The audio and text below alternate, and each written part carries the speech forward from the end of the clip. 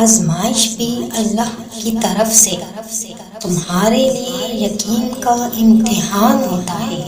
جسے تقدیر پر یقین ہوتا ہے وہ اپنے اوپر نازل ہونے والی مصیبتوں سے نہیں گھبراتا۔ تم سمندر کی گہرائی سے پکارو گے، اللہ وہاں بھی تمہاری سنے گا۔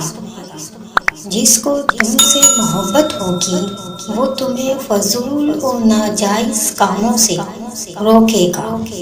جب میں پریشان ہوتی ہوں تو وہ مجھے صبر دیتا ہے، جب میں تھک جاتی ہوں تو وہ مجھے راحت دیتا ہے۔ جو آدمی اپنی قدر آپ نہیں کرتا تو کوئی دوسرا آدمی بھی اس کی قدر نہیں پہچانتا۔ جب دنیا والے تمہیں گھٹنے ٹیکنے پر مجبور کر دیں تو یہی بہترین وقت ہے سجدے کا۔ میں نے پڑھ کے دیکھی ہے سورہ کہف، میرا رب اپنے نیک لوگوں کو برائی سے بہت دور لے جاتا ہے۔ تمہاری ہستی کا اتنا تو روب ہو، پاس سے گزرے جو کوئی عورت تو وہ بے خوف ہو۔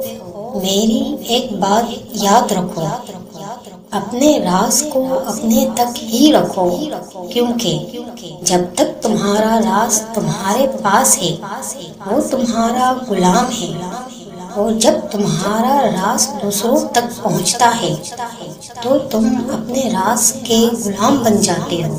اپنے رب پر بھروسہ رکھو، تمہیں پیروں کے ساتھ پیدا کیا گیا ہے، تم زندگی میں رینگنے کو ترجیح دیتے ہو۔